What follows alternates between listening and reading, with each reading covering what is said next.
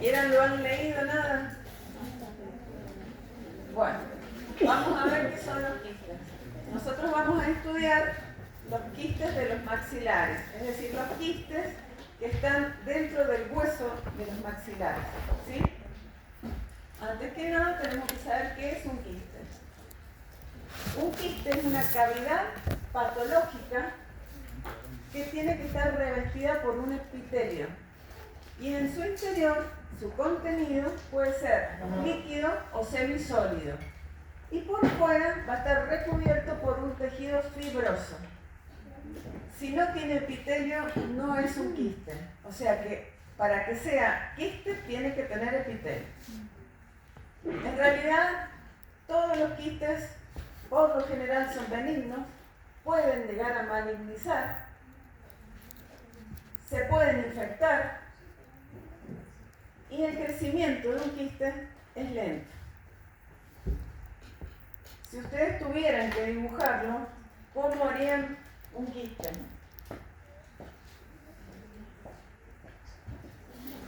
Harían una cavidad. Esto sería adentro, ¿qué es lo que habría? Un contenido líquido o semisólido. Esto sería el epitelio. Y por fuera, toda la cápsula fibrosa. Es un esquema que les estoy haciendo. Entonces, cavidad patológica, porque no es normal, con un epitelio y una cápsula fibrosa por fuera.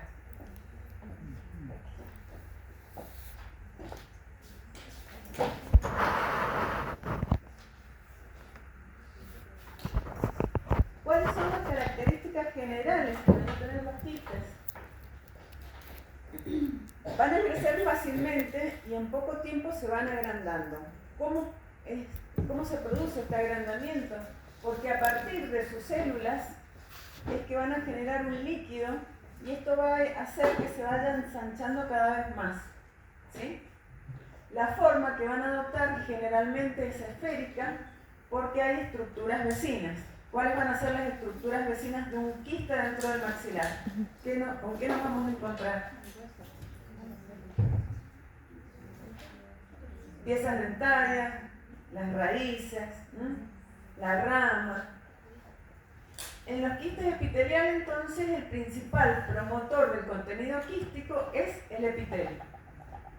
La pared de los quistes epiteliales, se los vuelvo a repetir, está formada por una capa de tejido epitelial y recubierta por una capa de tejido fibroso. Si no tiene epitelio, ¿cómo se va a llamar? Pseudoquiste. Eso lo vieron en glándulas.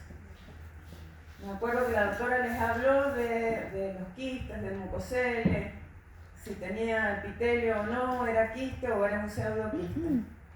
¿Lo entienden eso? ¿Sí?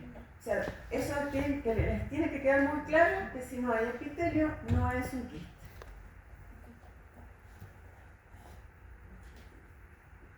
¿Cómo puede evolucionar un quiste? Puede crecer hasta un cierto límite y detenerse, no sabemos la causa, pero se puede detener. Puede achicarse. ¿Por qué se achicaría un quiste? Si decimos que crece a partir de su epitelio. Porque se rompe, muy bien. Se rompe el epitelio, entonces se deja de crecer ese quiste. Y a veces crece tanto que puede llegar a ocupar toda la mandíbula y es asintomático, no nos damos cuenta y se produce la fractura del maxilar, de la mandíbula. Entonces, si vamos a la histología, vamos a decir que es una cavidad con un epitelio. Generalmente, yo les voy a hablar todo el tiempo del epitelio malpighiano o de Malpighi, que es el epitelio escamoso estratificado. Pero pueden haber otros epitelios. Acá tienen un esquema donde ven un epitelio cilíndrico ciliado, un escamoso, que son los más frecuentes que vamos a ver dentro de los quistes de los maxilares. Y por fuera toda esta cápsula fibrosa.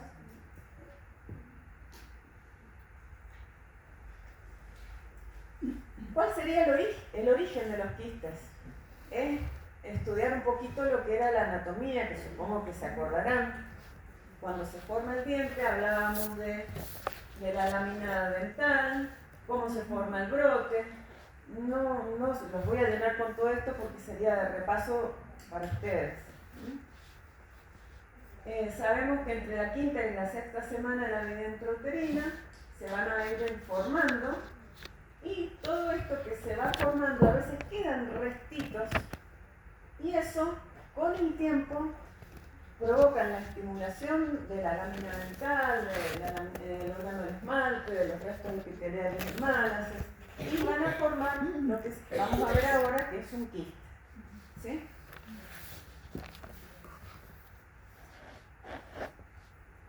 Yo acá les he hecho esto y se los he tachado, porque yo sé que ustedes se pasan apuntes de un año a otro. Nosotros nos vamos actualizando. Ustedes saben que existe la Organización Mundial de la Salud, que cada 5 años va actualizando las clasificaciones. Yo quiero que sepan la última, que es la del 2022. Estas anteriores no están mal, pero se las he tachado para decirles, estas no. Incluso tienen algunos beneficios, porque la clasifican como los quistes de origen inflamatorio, los no inflamatorios, los no odontogénicos. No está mal esa clasificación, pero no es la que pedimos nosotros. Y en realidad son todos los mismos quistes, pero lo han cambiado. La que yo quiero que aprendan, no yo, sino la que corresponde que aprendan, es esta. Es la clasificación de quistes de los maxilares del año 2022.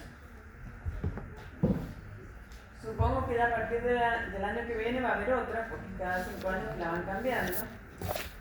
En esta solamente se agrega el último quiste, que es el quiste ciliado quirúrgico, y en general son los mismos quistes, pero no hay divisiones. Y desgraciadamente la tienen que aprender así como está. Vamos. Esta. La otra te ayuda a saber si son inflamatorios, ¿no? Pero bueno, es la lista de estudiar. Tenemos el primer quiste, que es el quiste radicular. También es llamado apical o periapical. ¿Saben lo que es el periápice, el ápice? ¿Sí? Igual. Se ubica en esa zona. Ya vamos a ir describiendo cada uno, pero quiero que repasemos un poquito lo que es la clasificación. Dentro del quiste radicular está el residual, que se refiere a cuando uno hace una extracción y había un quiste y lo dejó al quiste, entonces o quedaron restos epiteliales y con el tiempo se forma el quiste residual. Después tenemos la otra, que es el quiste colateral inflamatorio, que lo divide en dos. Uno es el paradental, que es el del adulto, y este otro, que es el paradental juvenil, o un poquito más difícil el nombre que le dan, que es mandibular bucal de la bifurcación, que se da en niños. Luego tenemos el quiste dentígero, también llamado folicular. Muchas veces preguntamos por el quiste folicular y ustedes no lo saben, tienen que aprender los sinónimos. El quiste gingival, tenemos el del adulto y el del recién nacido. El quiste periodontal lateral y una variante, que es el quiste botrioide.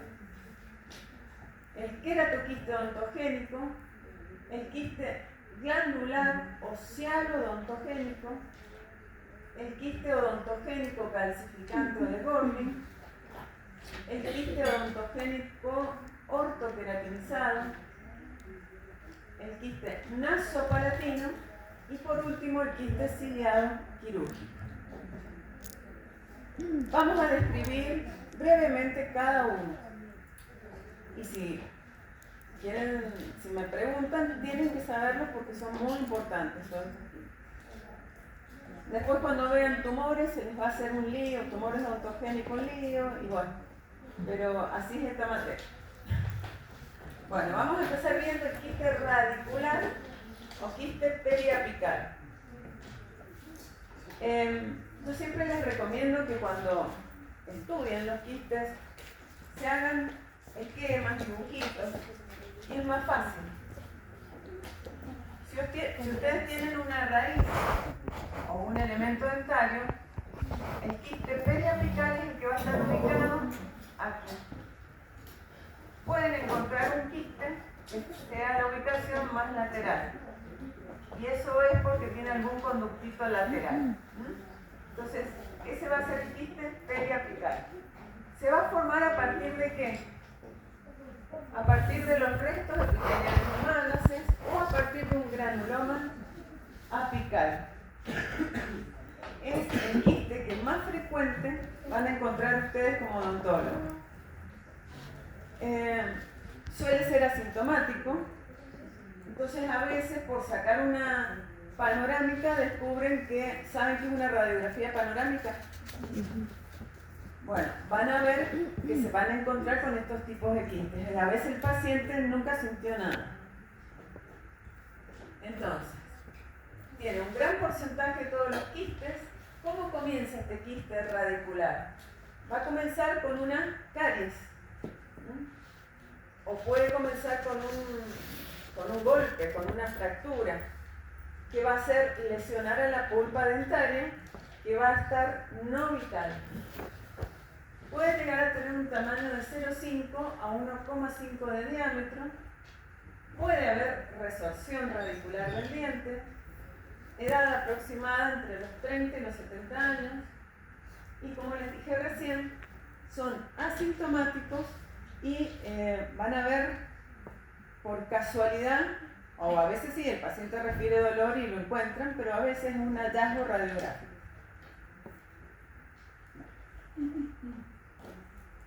¿Cuál es la histopatología del quiste radicular? Esto es importante.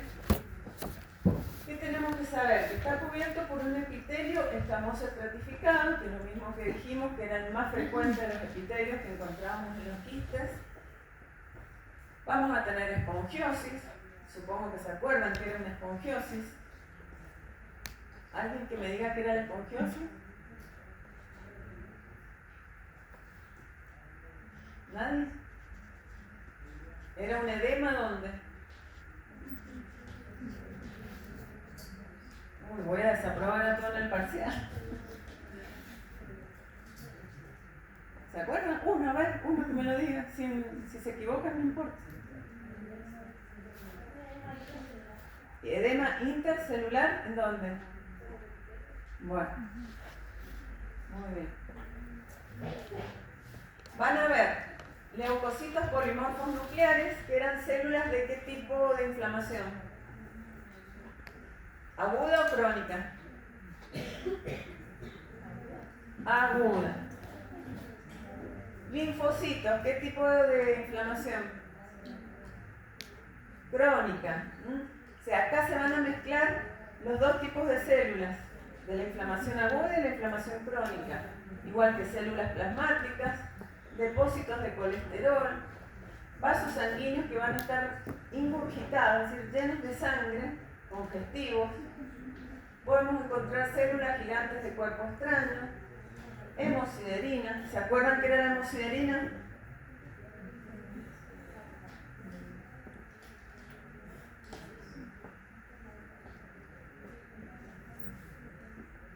Por ahí lo dijeron, un pigmento. Pigmento de la sangre. Bueno, cuerpos hialinos, que son llamados cuerpos de Ruston, y pequeñas áreas de queratinización. Es decir, todo esto es la histología, la histopatología de un quiste periapical. Puede que tengan unas cosas u otras no, depende, pero generalmente tiene todo este componente. Radiográficamente, es decir, si vemos la radiografía, ¿cómo vamos a ver un quiste? Vamos a ver una lesión radiolúcida saben por lo menos qué es radiolúcido y radiopaco. Radiolúcido se ve más oscuro y alrededor es un halo radiopaco más blanco. El pronóstico es bueno. ¿Y qué es lo que tenemos que hacer en un quiste radicular?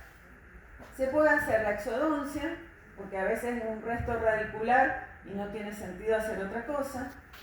O, si el diente está bien, se hace un tratamiento de conducto y se hace lo que se llama apicectomía, es decir, se elimina el ápice. Bueno, esto es una pieza dentaria donde han tenido la buena suerte que el quiste periapical, al hacer la extracción, vino el quiste enterito. Si nosotros hicimos una radiografía antes de hacer la extracción y vemos que está el quiste, sacamos el elemento dentario y no está el quiste, ¿qué es lo que va a haber que hacer? Un buen raspaje, porque si no, con el tiempo se forma un quiste que va a ser el quiste residual. Acá está lo que hablábamos recién, cómo se ve radiográficamente. Se ve radiolúcido con ese halo radiopaco. Puede provocar resorción radicular. ¿Y acá cuál es la causa? Una caries. En este caso también vemos que el quiste se ubica más lateral, pero también es un quiste periapical. Vemos parte del epitelio, este sería la cavidad, y acá la cápsula fibrosa del quiste. Les dije que podían haber corpúsculos hialinos, que serían estos rojitos. Este a mayor aumento.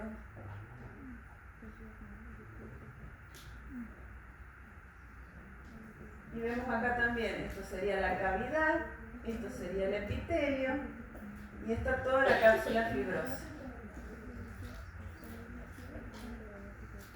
Y esto sería un poquito más entero, en donde vemos todo el epitelio. ¿Qué pasa acá? Bien, están los cristales de colesterol. ¿Pero qué pasó acá con el epitelio? Se rompió. Entonces, ¿qué le puede pasar a este quiste? Se tiende a achicar. Acá tenemos todo lo que sería la cápsula fibrosa por afuera. Y acá sería la cavidad.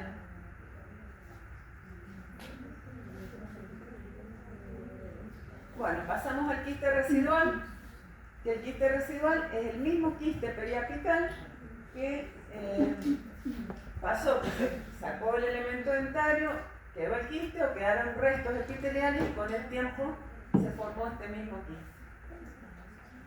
Radiográficamente vamos a ver una zona radiolúcida que ocupa el lugar del alvéolo y no vamos a ver al diente, vemos el quiste solamente. El resto, la micro, la macro y la evolución es similar al quiste radicular.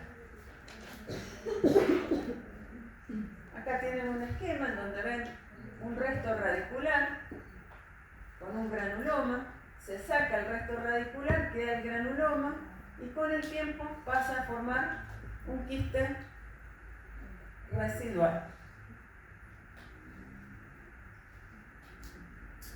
Acá ven una imagen en donde no está el elemento dentario y está el quiste residual. Acá se sacó el elemento dentario y quedó remanente, entonces se formó este quiste residual.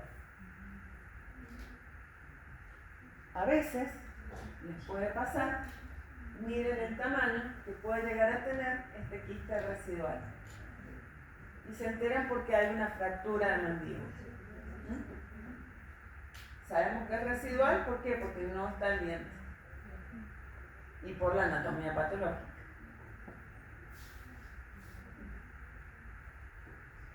Pasamos al segundo, que es el quiste colateral inflamatorio.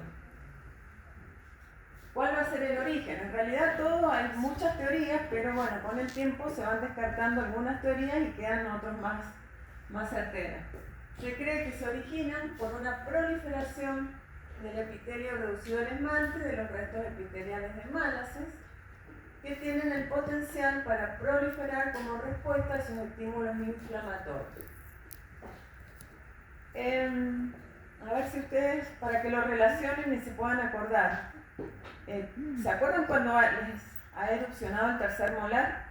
La muela del juicio.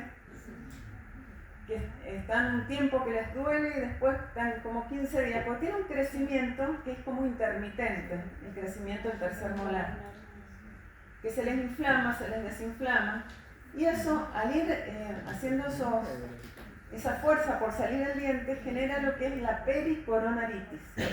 Todo su saco pericoronario se va como inflamando y a veces se infecta.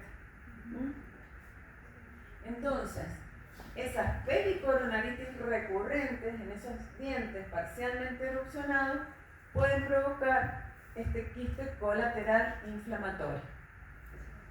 Que dijimos que se llama quiste paradental en los terceros molares, en los adultos, y en los niños es el quiste bucal bifurcado. Acá tienen, ¿cómo se la abrevia? Porque es medio complicado el término. O quiste paradental juvenil. Y generalmente se da en los segundos molares temporales.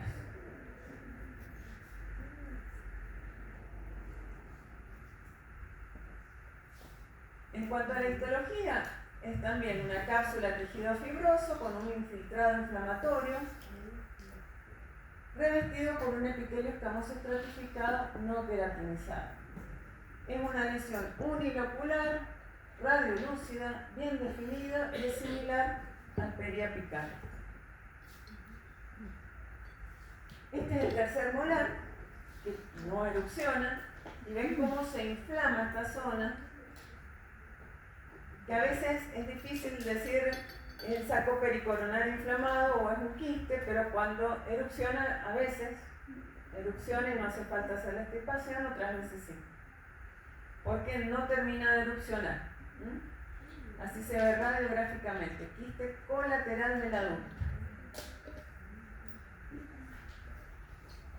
Acá tienen otro, quiste colateral del adulto. ¿Ustedes ven el puntito cuando yo les señalo? ¿Sí? Bueno, este es en el caso de los niños, en estas zonas donde se forma el quiste colateral. Generalmente se produce cuando en los niños se hace lo que es la pulpotomía, que sería el tratamiento de conducto en un adulto. En los niños no se hace el tratamiento de conducto, sino se llama pulpotomía, es otro tipo de tratamiento, pero es como si fuera un tratamiento de conducto en niños.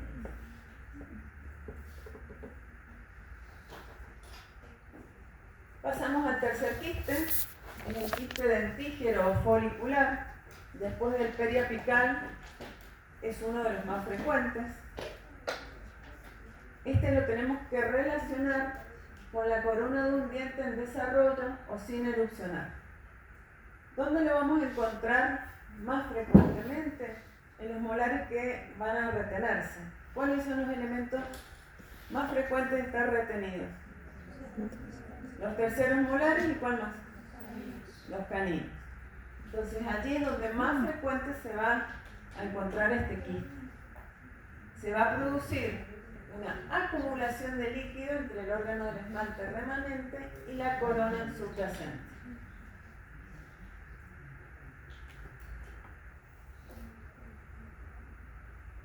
Entonces, como les dije, después del periapical es uno de los más frecuentes.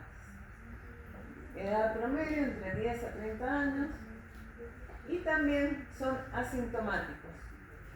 ¿Y qué es lo que nos llama la atención? No erupciona el diente. Tiene la edad, ¿a qué edad sale el canino? ¿A los? 13. Tiene 13, tiene 14. Y el canino no erupciona, entonces se le pide una panorámica y se ve que está retenido. Lo mismo pasa con los terceros molares. ¿A qué hora? ¿A qué hora? ¿A qué edad sale? 18.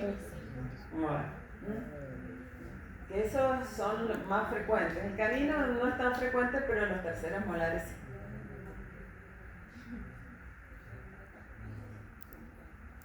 ¿Cuál es la histopatología? Lo mismo. Es un epitelio de tipo malpigiano, es decir, epitelio escamoso estratificado. El conectivo es denso y tiene infiltraciones de tejido inflamatorio. Si bien el origen de este quiste no es inflamatorio, puede infectarse. Radiográficamente lo vamos a ver como una lesión radiolúcida unilocular. Este es muy bonito, si lo tienen que dibujar. Bueno, este dijimos que era el periapical. Este que estaba acá en el costado era el colateral. Si buscamos el dentígero, es un diente que tiene una corona normal y una raíz cortita. Se llama una raíz abortiva. Y el quiste va a cubrir toda la corona del diente. ¿Sí? Ese es el quiste dentígero. Que también podemos tener el quiste dentígero ubicado de forma lateral.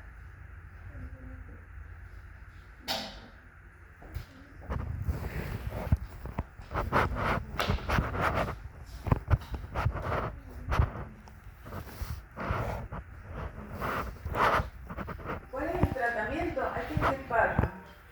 Porque si queda allí, puede, o sea, si bien el pronóstico es bueno, con el tiempo se puede transformar en un ameloblastoma, que es un tumor que lo van a ver en la próxima clase, que es un tumor odontogénico, en un tumor odontogénico adenomatoideo o en un carcinoma epidermoide.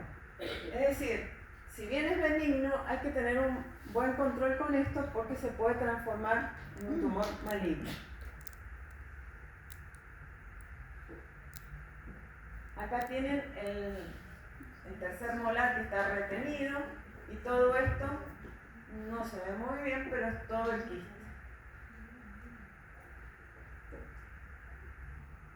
Acá lo tienen, de ubicación, ese quiste dentígero de ubicación lateral. La corona ven que está normal, las raíces cortitas y el diente está retenido, no está erupcionado. Este es otro caso que no es común, que es en un premolar y está abrazando a toda la corona del diente y puede provocar resorción de las raíces de los dientes vecinos. Otro quiste, vean qué grande que es este. Por cómo se ve la radiografía no se alcanza a ver bien todo esto el quiste.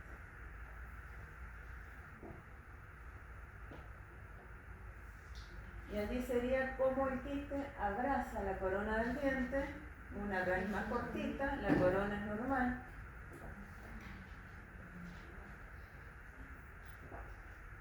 Otra imagen donde vemos todo el epitelio, la cavidad, y aquí está la formación del diente.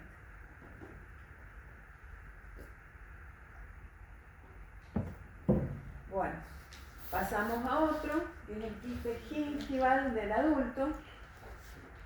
Este va a estar en la gingiva, es decir, en la encía. Van a ser muy pequeñitos, rara vez van a medir más de 1 centímetro. Pueden ser únicos o muchos, múltiples. El origen es a partir de la lámina dental. Radiográficamente no se van a ver. Tienen un epitelio que no tiene más de 3 capas celulares y pueden estar queratinizados. Bueno, acá dice que tiene el mismo aspecto histológico que el quiste periodontal lateral. Es que vamos a ver. Acá tenemos un quiste gingival del adulto. Esto radiográficamente uno saca una placa y no hay nada. Es solamente el quiste allí en la gingiva. Y tenemos el otro que es el de los niños, el del recién nacido, que es también llamado quiste de la lámina dental o restos de cerres o nódulos de Bond, que son múltiples nodulitos que aparecen en el reborde de la encía y que a veces no hay que hacer nada, solamente esperar que con el amamantamiento, con el contacto entre los maxilares, eso va a ir desapareciendo. Si no, si son muy grandes o si le molesta al bebé, hay que extirparlos, pero si no, no se hace nada. Histológicamente, tienen restos de queratina y cubierto por un epitelio delgado también de 2 a 3 capas de células. Acá lo pueden ver, estos son los elementos dentarios y estos son todos los quistecitos que tienen en la encía. Si no, a veces eso hasta con una cucharita se sacan fácilmente. Ahí tienen el quiste, donde ven que tiene bastante queratina, con también su cápsula fibrosa.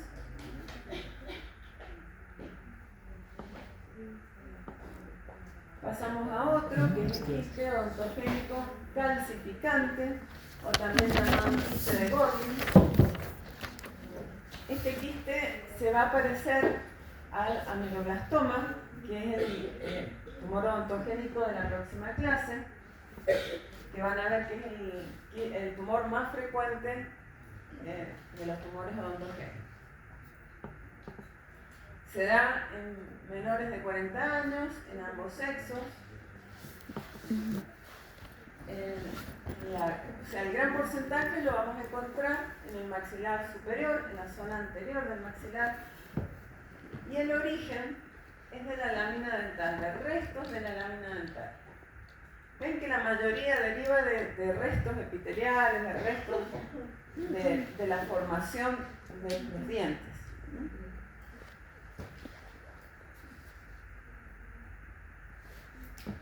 La histopatología es un epitelio ameloblastomatoso. Se llama así cuando algo es parecido a, como es parecido al ameloblastoma, se lo llama ameloblastomatoso.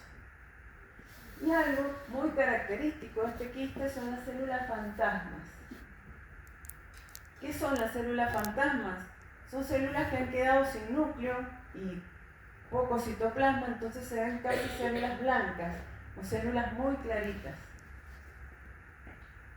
Radiográficamente vamos a ver una lesión radiolúcida que puede ser uni o multilocular. ¿Saben a qué se refiere cuando es uni o multilocular? Cuando es multilocular pinta como tabiques, Claro. Como que se ve como burbujas. O como pompas de jabón. Si es una solita es unilocular y si son varias se llama multilocular. Con márgenes bien delimitados, aunque puede en ocasiones tener un patrón mixto con ciertas radioopacidades. Bueno, este es el tumor. Supongo que es alguien que se dejó estar porque uno se da cuenta cuando empieza a tener ese aumento de volumen.